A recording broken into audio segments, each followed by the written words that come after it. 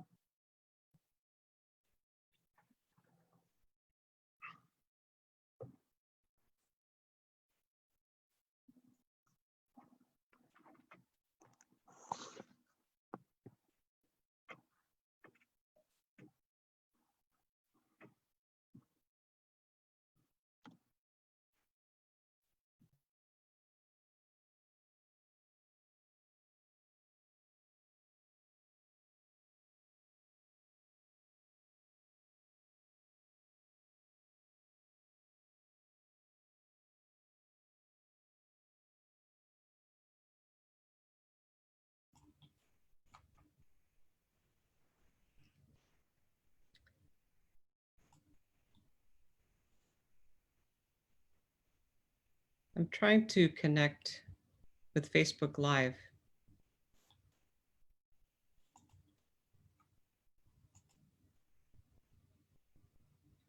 Can you see me on the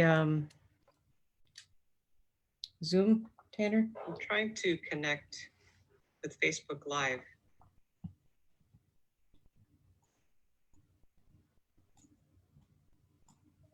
Yeah, Jules, you're on here. You're good. On the okay.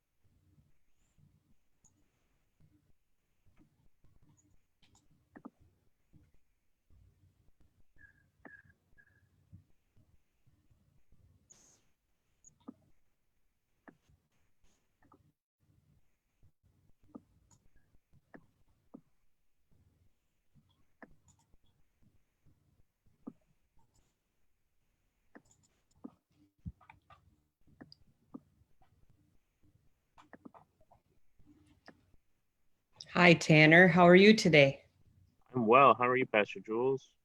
Good. I think I got a little confused with the delay on the Facebook, but I see that we're on both of those now, so it looks like we're good. Looks like we're good. Great. It's my first time pairing. Woo!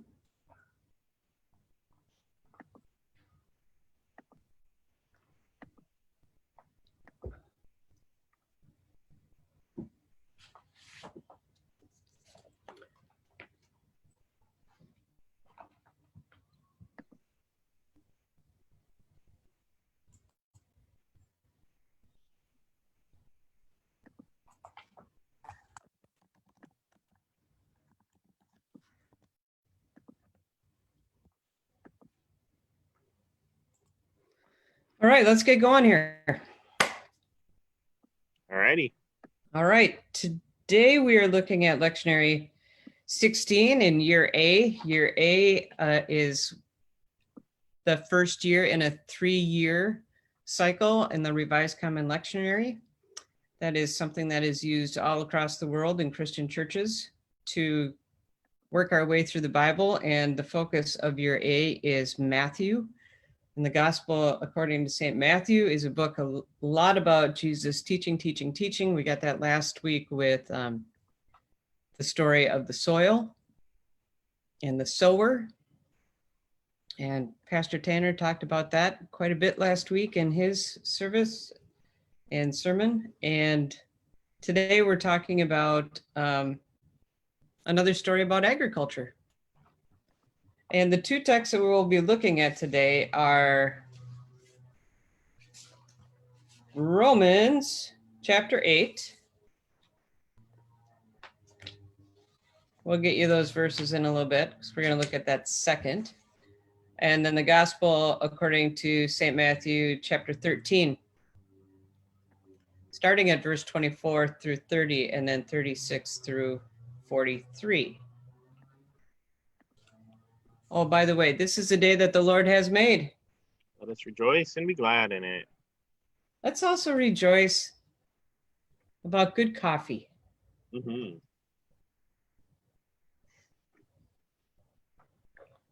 Yay. All right. Do you have the text in front of you? Yeah, I have the Matthew text. Yeah. Could you read that for us, Pastor Tanner? Absolutely. 1 second. I'll read the introduction. This is from our Sundays and Seasons. It's the resource that we use to give the information sort of in a nutshell about what the text is about and giving us a little opportunity to contextualize it for y'all. And this one reads, Jesus tells a parable about the coexistence of good and evil in this world. God's just judgment will remove all evildoers and causes of sin, but not until the end of human history. People of God, pay attention to when the angels show up. All right. And we're doing Matthew 13, 24 through 30, and then 36 through 43. Yeah? Excellent. Yeah. Jesus put before them another parable. The kingdom of heaven may be compared to someone who sowed good seed in his field, but while everyone was asleep, an enemy came and sowed weeds among the wheat and then went away. So when the plants came up and bore grain, then the weeds appeared as well.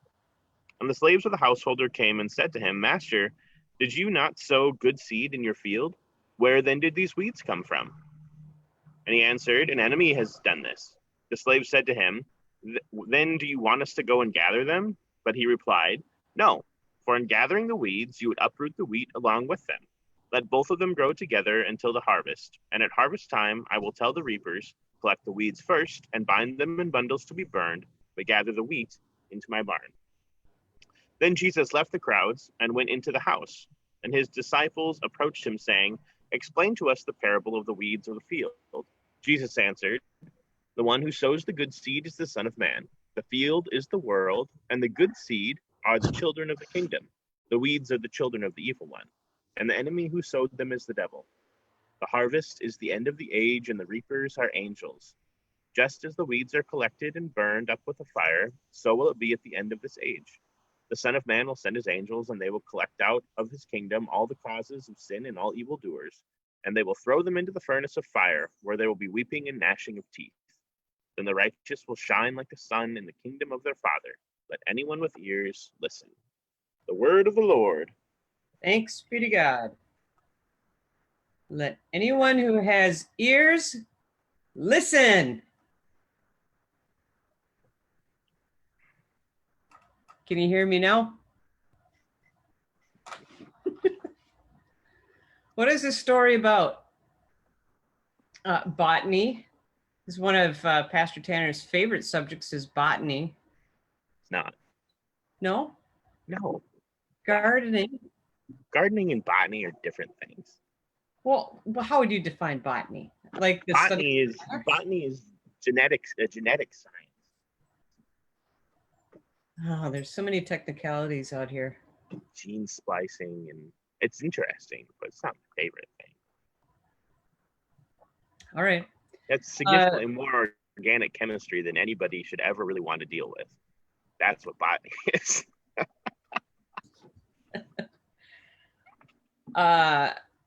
The story is about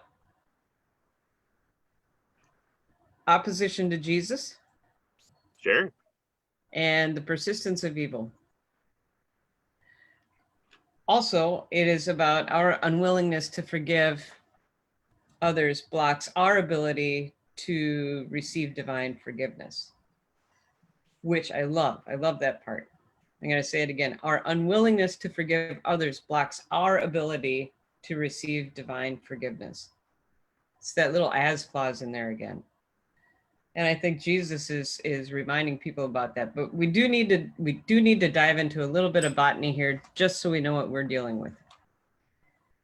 Zizania. I don't know how to say that. What is it? Zizania. Zizania? Zizania. Okay. Zizania, I think, is how you would pronounce it. That is the Greek word for this little plant that has been planted by the evil one. It's a genus of wild rice grasses, and it is actually a really noxious weed. It is often referred to as a darnel, and the other thing that was planted was wheat. So a noxious weed. Now, I don't know about you, but noxious weeds are pretty pervasive of corrupting things. Am I right? Yeah. And this one, you can't tell the difference until it's totally mature. Sure. Okay, so the darnel is like a wheat that when it's mature, it stands totally righteous, which I think is ironic because the wheat, as it grows and matures, actually droops because of the weight of the seed. So it's ironic to me that the darnel is the righteous seed here. And yet at the end of the harvest, it's going to be tied up and burned in a bundle. Jesus is saying they both need to grow. They both need to grow, and they need to grow to maturity side by side. And then after that, we're going to pick them up and we're going to take the wheat into the barn and we're going to burn the darnel, but it's going to be harvested by the angels.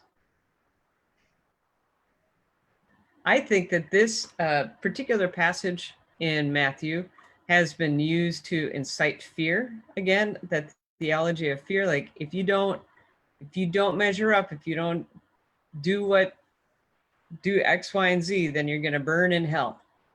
Yep. Yeah, that is not the point of this story. I don't think it is the point at all. It could be. What is the point? Well, it could be that Jesus is telling us to stop being overzealous weeders. That's one of the commentaries that I get. I mean, I read like 4 commentaries on this because it's such a complicated text, and everything's up to interpretation. But it could be that the people that were following Jesus at this time and space, his congregation, if you will, were getting all judgy with each other, and he's trying to say, "Hey, knock it off. This is not your job." He makes it clear that it's not our job to decide who is in or who is out. The weeding actually goes to the angels. The question that was raised again in these commentaries is, how do we motivate people who say yes to Jesus, but then refuse to follow?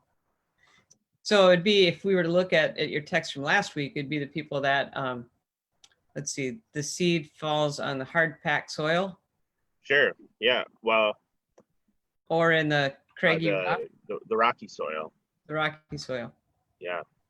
Or the weedy soil. That would work too, any of them. But it's like, it's the lip service thing, not the I'm all in and I'm gonna go and do justice and mercy. Yeah, sure. The second part of this is that the audience that Jesus is addressing here is made up primarily of 2 different factions. One is the Jewish followers of Jesus. They are the ones who are resting on their laurels of their heritage. Well, now that the Messiah has come, we're good to go. All is well. I'm glad I'm here listening to the Messiah. Yes. And then the second one is the Gentiles, who felt free from the law finally because Jesus has come, and then they decided not to do anything because they're freed from the law. Mhm. What Jesus, I think, is addressing here is inactivity, Oh, possibly complacency. Okay, Jesus, we heard the good news. We're good now. I don't need to do anything. yeah. So the two groups have how are two groups to coexist productively and peacefully when each refuses to forbear and forgive each other? So instead of doing that, they excuse their own behavior while judging others. And Jesus is saying, knock it off.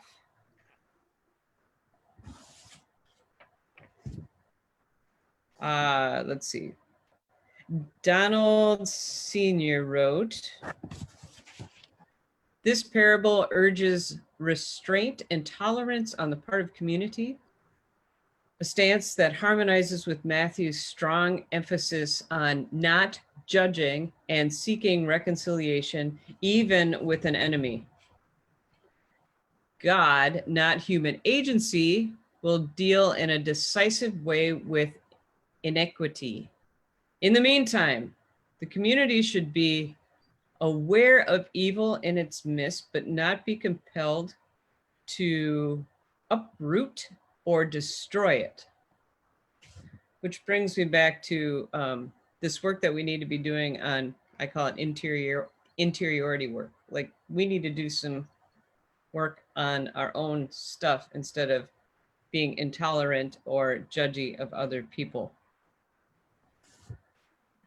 So does that mean that we are to allow evil and injustice to persist in the world around us, even and just work on ourselves?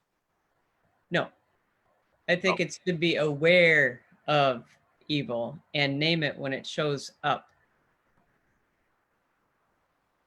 You know, every time that Jesus encounters somebody who is possessed by a demon, the first thing he says is, no, zip it. He like tells it to be quiet. And I think the times that we can stand up and silence people who are being cruel to other people, or at least challenge them on what they are saying as being cruel, the better off our society will eventually be. But it's hard to do that, and it takes a little bit of training, because when you're in the moment, you get all anxious and flustered and you don't know what to say. And then, I don't know about you, but I've encountered times when something has gone wrong, maybe in the public, and I didn't know what to do with it at the time, but then I'm laying in bed at night going, oh, I wish I could have done that over. I want to redo. We can learn from that. We can circle back and learn from that. And the next time something happens that is unjust, we can learn how to stand up for it. You like Henri Nouwen? Yeah, I've read Nouwen on occasion. Not for a while. Me either, but I came across a quote by him that I thought was really good. You cannot live in communion with God without living in solidarity with people. It is essentially the same.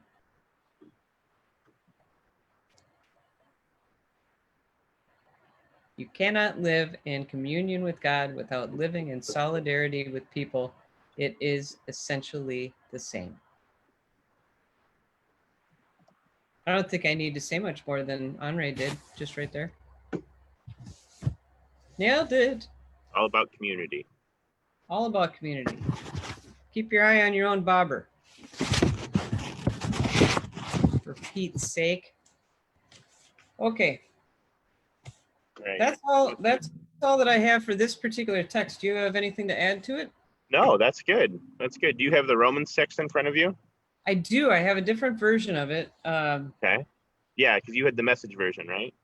Yeah, I really dig the Message version because Paul, or not Paul, well, whoever wrote Romans.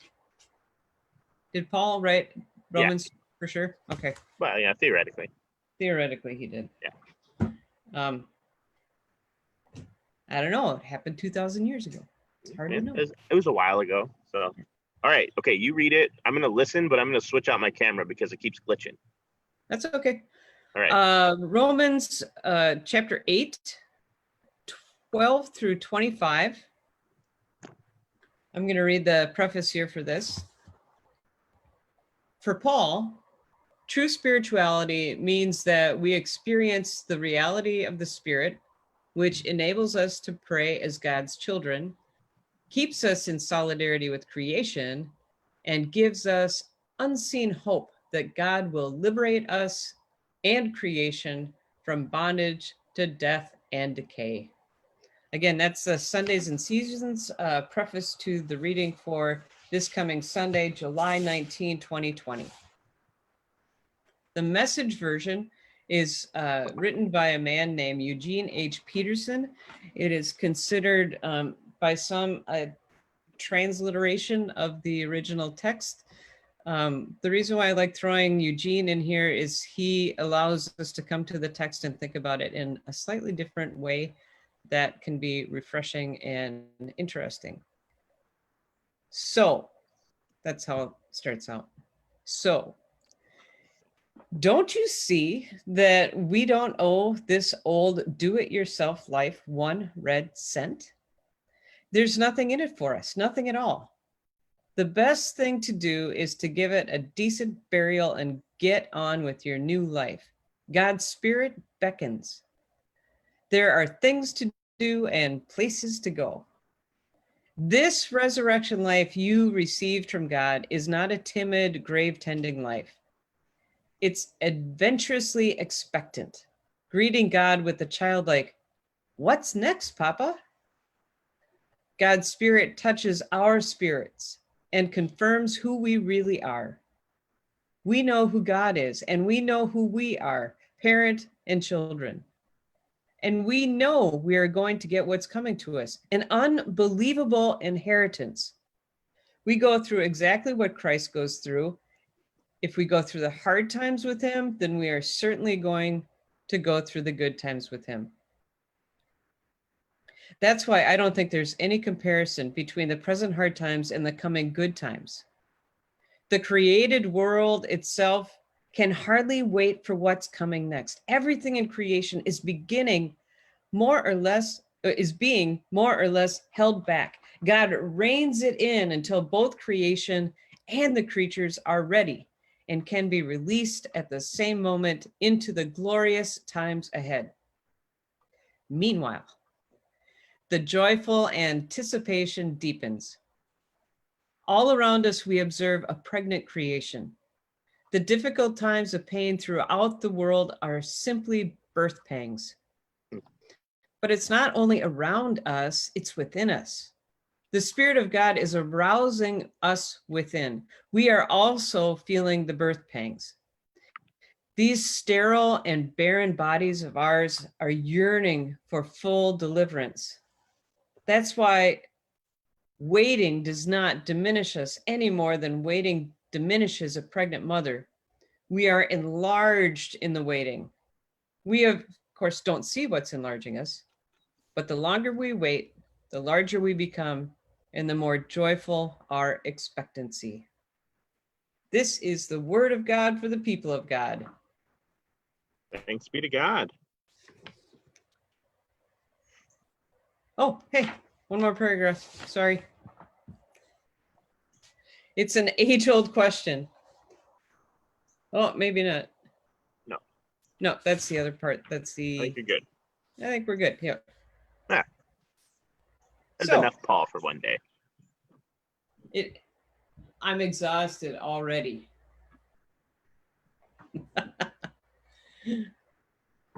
Adventurously expectant. Adventurously expectant. So, any deep thoughts about that, Pastor Tanner? Any deep thoughts? I don't know how deep they'd be. There's this really great language in here about, God showing up in hard times that I think is just always useful. And he'll continue into that. I mean, like if you did keep reading another paragraph, then he really just like jumps into that wholeheartedly.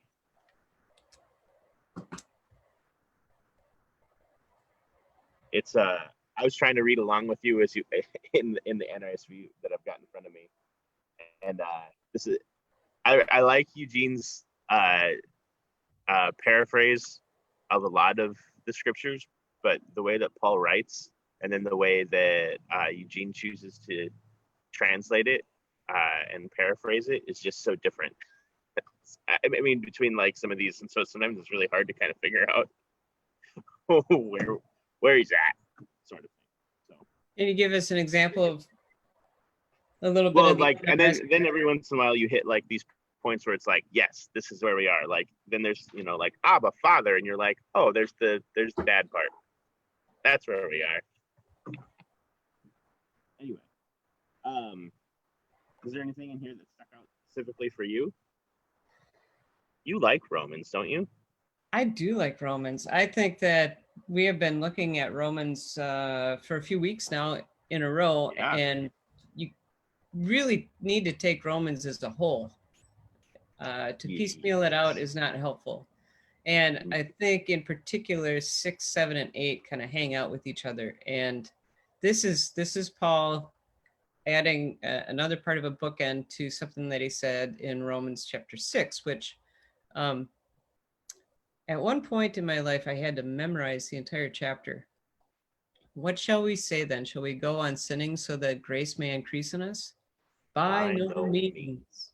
By no means. By no means. If we have been buried with Christ in a death like his, we shall certainly be united with Christ in a resurrection like this. And that is going through the hard times and then going through the great inheritance. And I think this is a great pairing with the Matthew text, because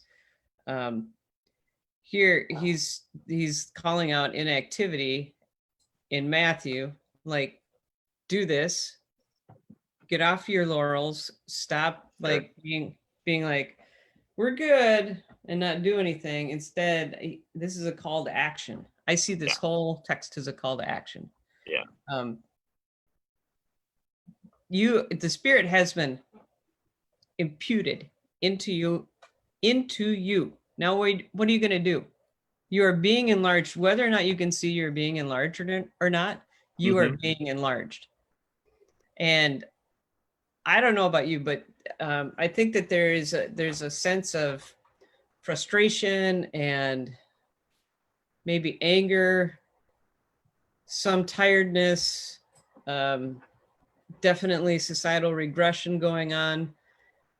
And those who are on either side of the fence of COVID-19, like, is it real? Is it not real? Should we wear masks? Should we not wear masks? And then we're getting all sorts of different messages from different leadership all over the nation. And it's hard to decipher what to do. And it's hard to be afraid all the time. And I don't know about you, but I don't feel like I'm getting enough information sometimes. And then even today, the message is, don't send your information to the CDC, send it to this other place. And it's like, this is frustrating. You should wear a mask. You definitely should. This is our All Saints public service announcement. Anytime you go into a building, please wear a mask. Do that. That would be good for you.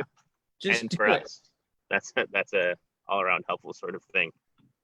I like this bit at the end about hope, right? In hope we are saved. Hope that is seen is not hope, because you don't hope for what is seen, right? But if we hope for what we do not see, then we wait with patience. That idea of hope is only can exist in the absence of certainty. And so in this time of, incredible fluctuations, I mean, name all the things that you were just talking about, right? Like uncertainties that exist, like that is where hope comes into play. Yeah, I think too, we have not only misinformation, but we get entrenched in believing in a certain way, and then we don't want to move. Yeah, because why would we want to change? And I know, and I think that this is a time that we can live further into understanding what repentance means, and that repentance is actually an ongoing process of changing. It's turning around and looking in different directions and growing in different ways. For me, I don't know about you, Tanner, but for me, just listening to the Brene Brown Unlocking Us podcast has exploded my brain. And I mean, I get family systems theory to a certain extent, but the way that she comes at a lot of the topics, like this last week, it was question and answer or ask me anything part 1, right? And she took like 3 or 4 questions. The easiest one was, do you play pickleball? And the answer was, I love anything that has to do with a ball. I have a 4-square permanent thing that I painted in the cul-de-sac, and I love tennis, and I love badminton, and I have a ping pong table. And yes, I've just started playing pickleball, and I'm obsessed. That was her answer. there you But go. she doesn't have short answers. She always has to give the whole backstory. So the Q&A number 1 was very complicated questions and very complicated answers. So just sitting with that and in maturing and growing and knowledge and understanding and perspective, it takes time. It just takes time. And I think this is the time that we can do it.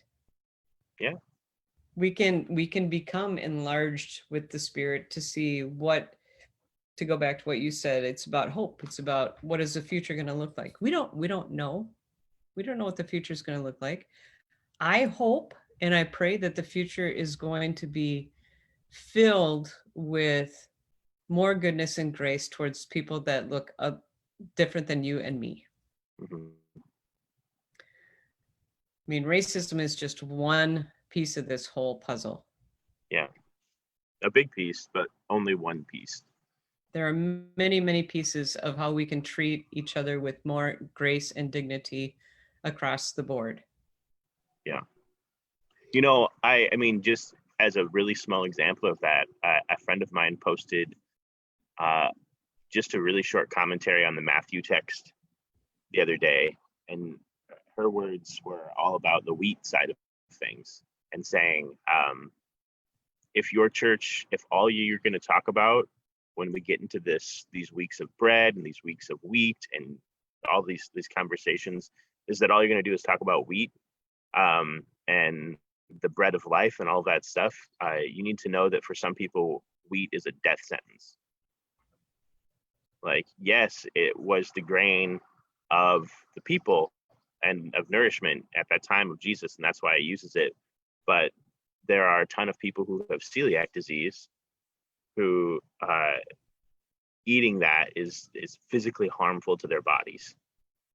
And so be aware of that in the songs that you sing and the prayers that you pray and the way that you preach. And I was like, whoa. Like, that's such an odd but important way that we can like be aware of some of our unintentional exclusionary language. Like, how do we talk about these things? How do we, present the gospel in a way that is inclusive and intentionally doesn't omit anyone from the story? It's like that. It was really interesting. So, yeah. And I like this language of that we get in both Romans and Matthew about, this hope for salvation, this, the harvest of the angels, that is what is going to happen. And in the here and now, we have a lot of work to do. And that work needs to concentrate on not condemning other people, because that's not our job.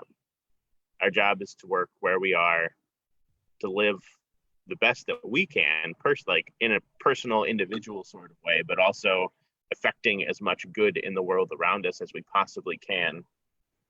and leave the salvation and the harvest to God, who is the one who is in charge of that, not us. Yes. I fully agree with that statement. Oh, excellent. Good. Why is it that we feel so compelled to judge other people? Oh, it's so easy. Pastor Jules, some people are dumb. Sometimes we're dumb. Sometimes I'm dumb. I'm sure that it's incredibly easy for people to judge me on a relatively regular basis. Like, unfortunately easy. See, the thing is, it's a universal condition. It is. It's a universal condition.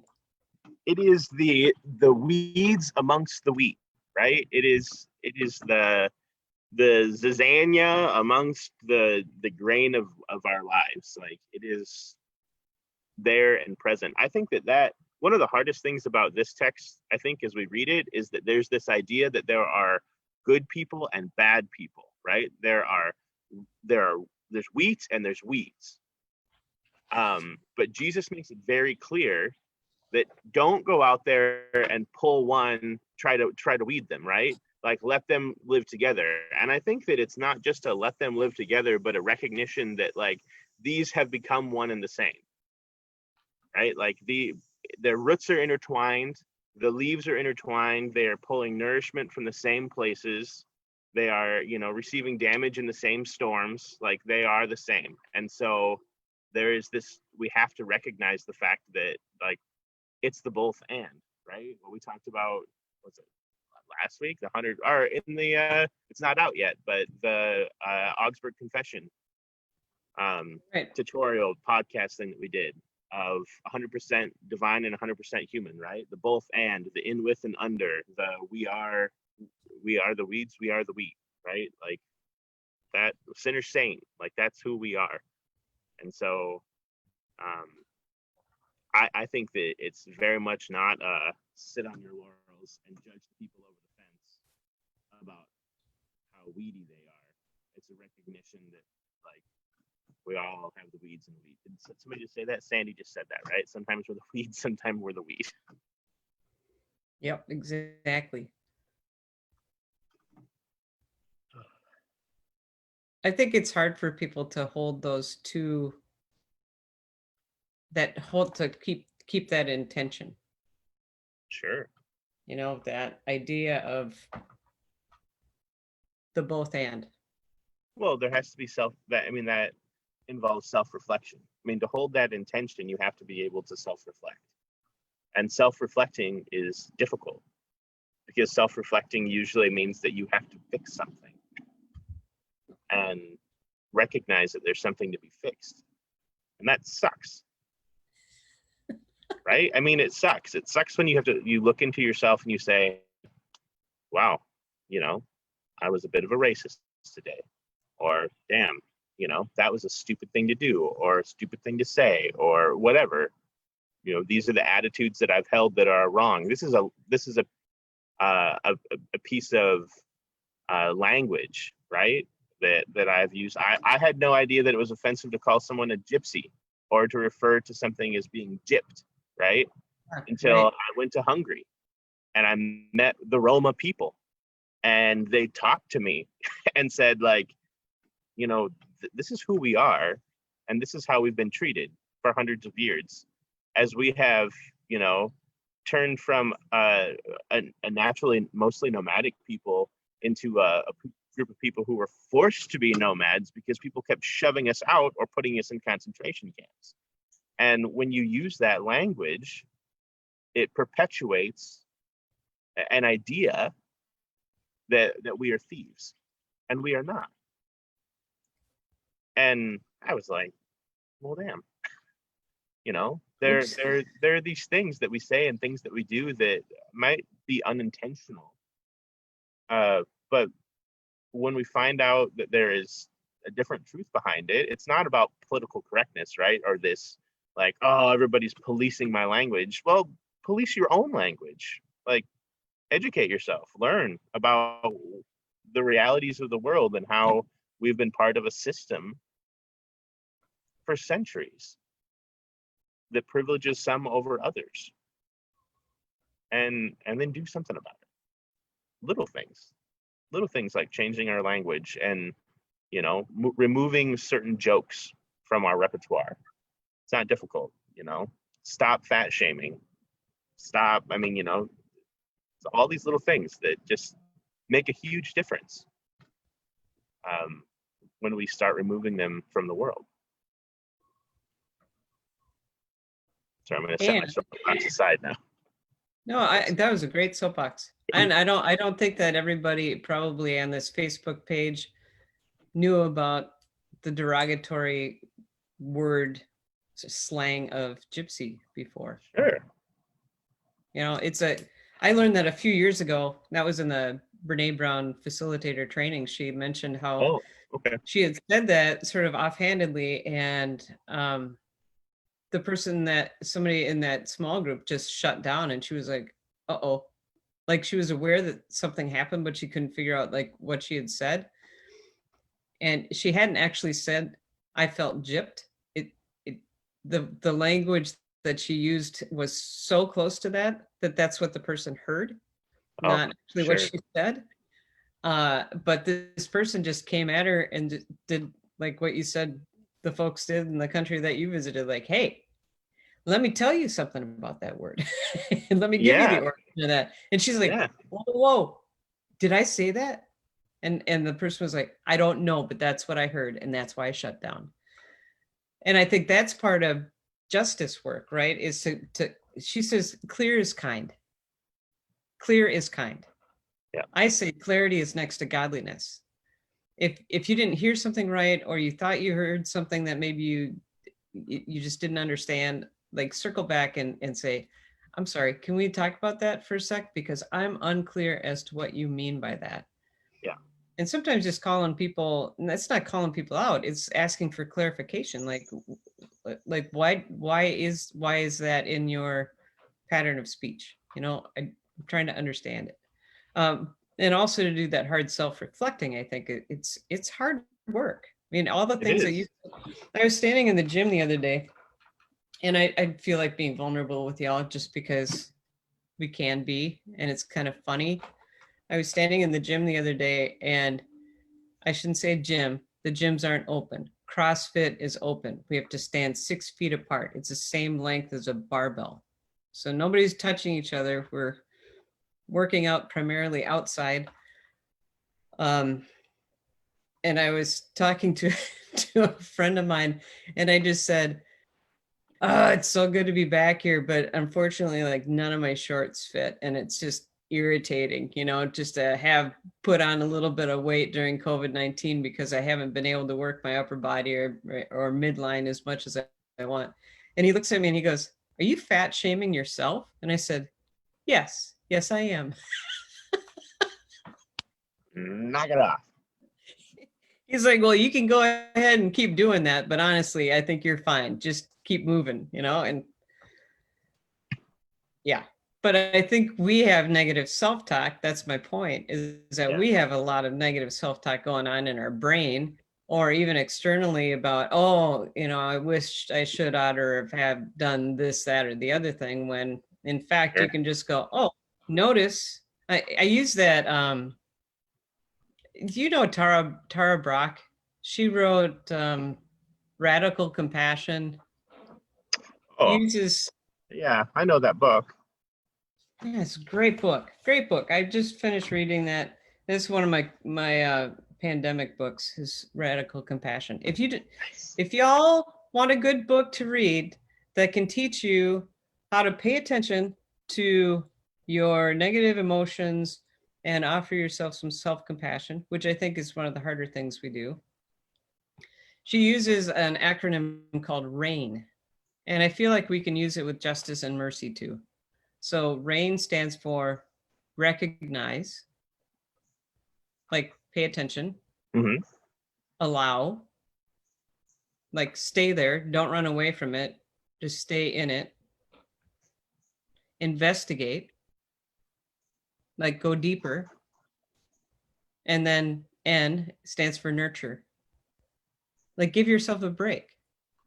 So you made a mistake, or you used some sort of slang that shouldn't have been used, or you thought something negative about somebody just based on their appearance or how they speak or whatever. Sure.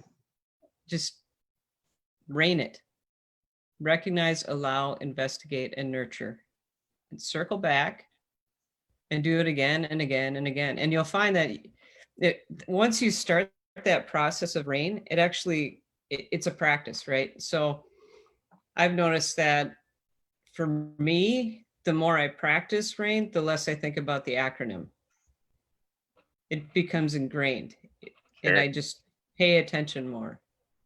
But it's a great tool. It's another tool we can have in our toolkit, and hopefully, breathe a little bit more. Yeah. Yeah. Are there any comments out there, Pastor Tanner, Um, on the Facebook page that we want to highlight, or? Let me look. I got to get back to it. Okay.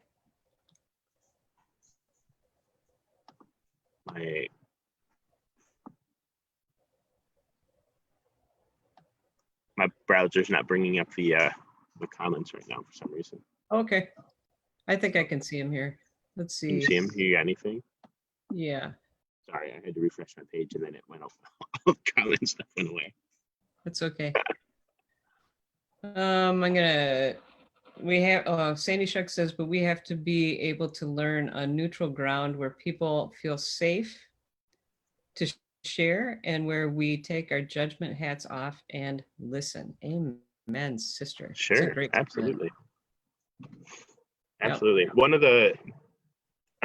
To bounce off that and just the last stuff that you said about rain, like one of the biggest things that I've learned being a part of any of the anti-racism movements or Black Lives Matter over the past, I don't know, since Ferguson, right?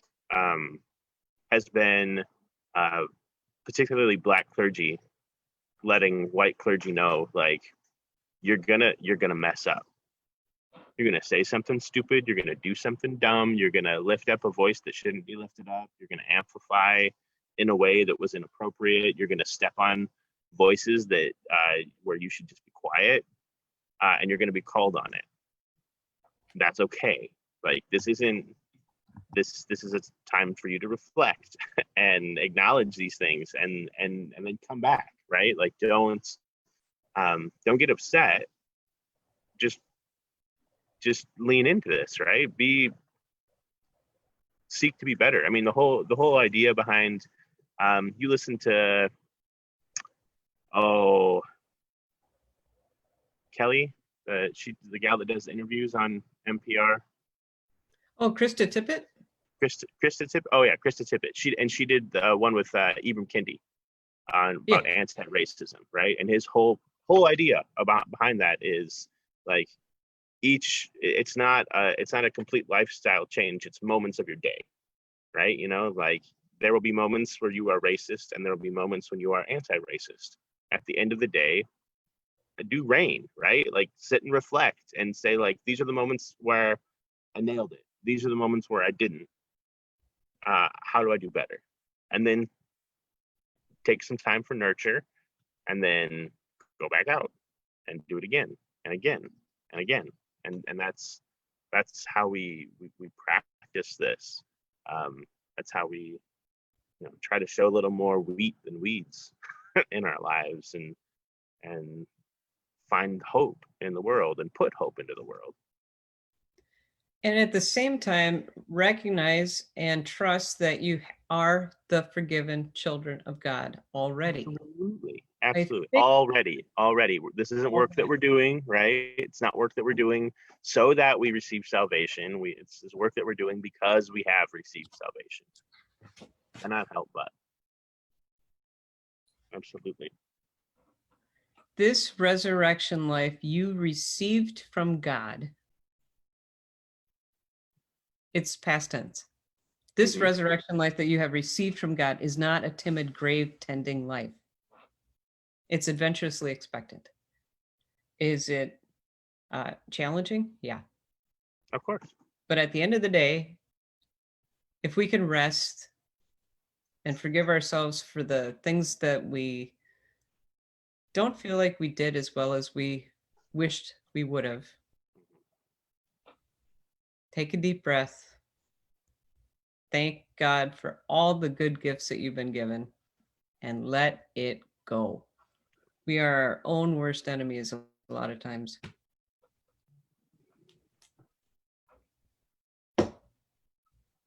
I think that's all I got today. I mean, That's good. I think That's a good meal right there. I think it was a good meal. I'm excited for Sunday. Should be fun. Yeah. Rolling out a new song at the end of the worship service. That's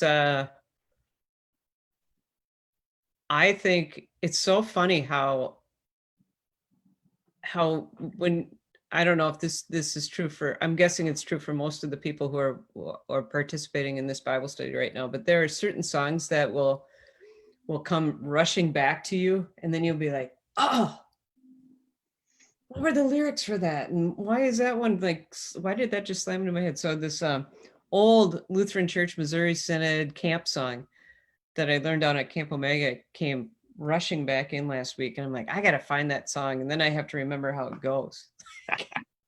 Like I know how it goes, but like I haven't played it in like over I bet I learned it a bit. I was just gonna say I learned it probably 40 plus years ago. About 40 years ago I learned that song. And it's called We Are More Than Conquerors. So wait for it, people. It's not until the end of the service. You're gonna have to participate in worship all the way to the end of the worship service. I say that like it's a burden, but it's not a burden. It's a great joy. Worship is fantastic. Woo! Woo! Be good. Thank you, Pastor Tanner. Thank you, Pastor Jules. Have yourself a really good week. Thanks everybody for joining us today. Blessings. Just one other note. Next Sunday, we're going to be having Christmas. Christmas in July. Not this Sunday, next Sunday. It's going to be great. Next Sunday, sorry. Yep. And also, we have Jazz in July. Yes. Virtual Jazz in July. Virtual Christmas in July and virtual Jazz in July. I think I might want to get my Santa hat out just for fun. I will be wearing Christmas sweater. Let's hope it's not too hot and humid for outdoor worship. Doesn't matter. It's going to be great. I'll crank up the AC and do all my recordings inside. And I throw some fake snow in the back. Exactly. It'd be great. Just have to put some like on the fan blades and then strategically flip the fan on, you know. See, the cleaning lady hasn't been showing up, so I could probably just go in and flip the fan right now and have the same effect. That's fine. All right, people of God, have a great weekend. Be safe, be kind, show up, do good. All the 6 things. feet apart. Wow. Bye, everyone.